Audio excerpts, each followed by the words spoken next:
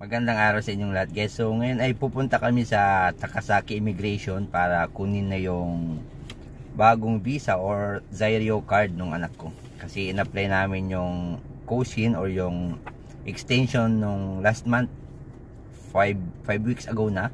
So dumating na yung Hagaki niya. So ito yung Hagaki. So nakasulat dito yung mga kailangan dalhin namin. So ito yung notice to or yung Hagaki na dumarating kapag okay na, kapag pwede nang pick upin yung yung bagong Zairyo card sa Takasaki.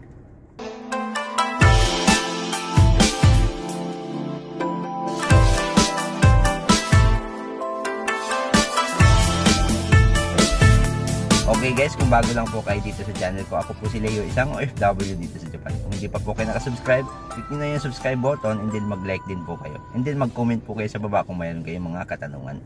So yung mga requirements ay nakasulat dito. So basahin natin. So ito siya. Passport, residence card, yung luma, and then revenue stamp, 4,000 yen. And then yung notice na to o yung Hagaki na to. Yung 4,000 yen na stamp ay bumili na kami kahapon dun sa post office to binibili. And then sabihin nyo yung para sa immigration, yung 4,000 yen mismo na isang isang stamp. Huwag kayong bibili ng mga tig 100 lang kasi marami yun.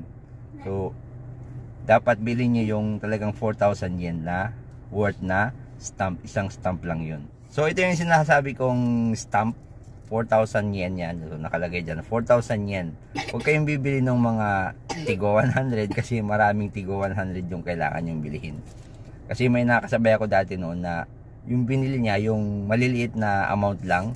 Hindi ko alam kung 100 ba yun or 50. So marami siyang binili na gano'n, idinikit dun sa papel, halos mapuno na yung papel. Okay, so kaya bilhin nyo yung isang stamp lang na 4,000 worth na stamp. So ganito siya ang itsura kapag bumili kayo sa post office. Kahit sa ang post office naman pwede. So kapag nag-apply pala tayo ng extension ng visa, so maglalagay sila ng stamp dito sa likod ng Zairyo card natin. So yan, may nakalagay na stamp dyan. Ibig sabihin Koshinchu or under process na yung renewal niya.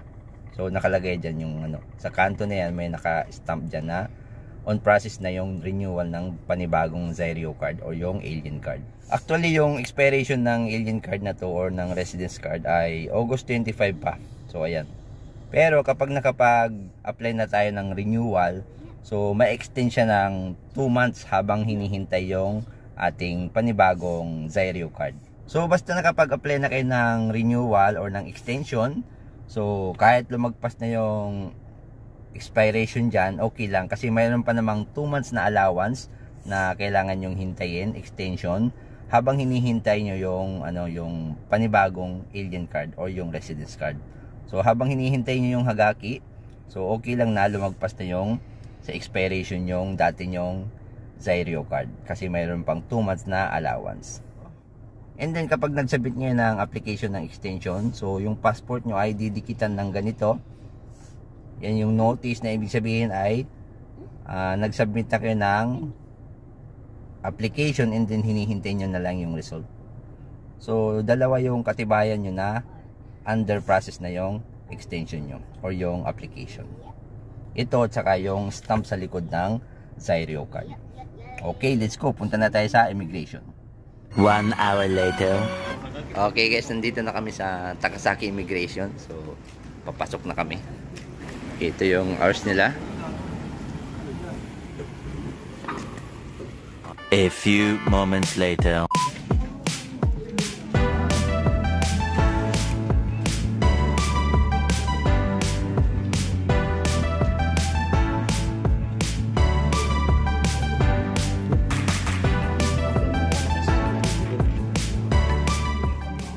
So ayan na nga, idinikit ko na yung revenue stamp. A few moments later.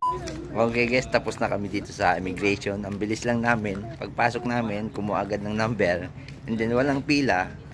Yung mga nag-claim kasi ng konti lang. So pagpasok namin, ayun, tinawag na agad yung number namin. And then tapos na. Wala pang 5 minutes. Labas na ulit kami. Lucky. 20 minutes later. Dumaan muna kami dito sa Iyon kasi nagugutom na kami. Kasi mag-alas 12 na rin, so kain muna kami dito. Mayroon ditong showroom ang Toyota cars. So ayan, mga bagong kuruman nila, bagong sasakyan, brand new. Installment, pwedeng cash.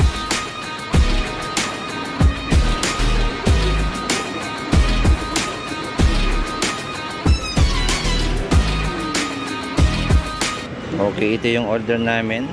Ramen, gyoza. So, kakain muna kami. Ito yung order ko, miso ramen. Okay guys, dito naman kami sa City Hall ngayon. Kasi isasubmit namin yung photocopy ng residence card, yung bagong residence card. And then, kailangan din namin mag-renew ng my number card. And then, yun, kasama na rin yung pag-report namin ng bagong residence card para sa Gidote ate. And then kung mayroon kayong kukuminhukin, so kailangan din yon para bigyan kayo ng bagong kukuminhukin para sa bata. Okay, let's go. So dito na kami sa City Hall.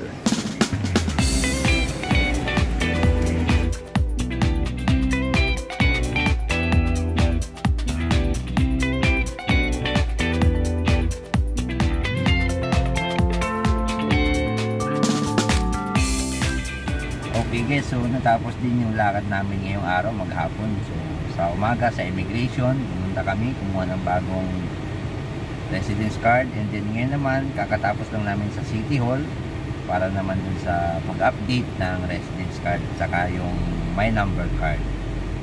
And then tapos na rin yung pagpunta namin dun sa tinatawag na Pudomuka or yung children section ng City Hall. Kasi binibigyan ng mga bata ng libreng parang insurance card para libre yung doktor, libre yung hospital, saka libre yung gamot. Okay, so tapos na yung aming lakad ngayong araw. Thank you for watching guys. Kung hindi pa kayo nakasubscribe, paki-subscribe na rin po, and then paki-hit din yung like button, and then mag-comment po kayo sa baba kung mayroon kayong mga katanungan. Okay guys, hanggang sa muli. Thank you for watching. Bye bye.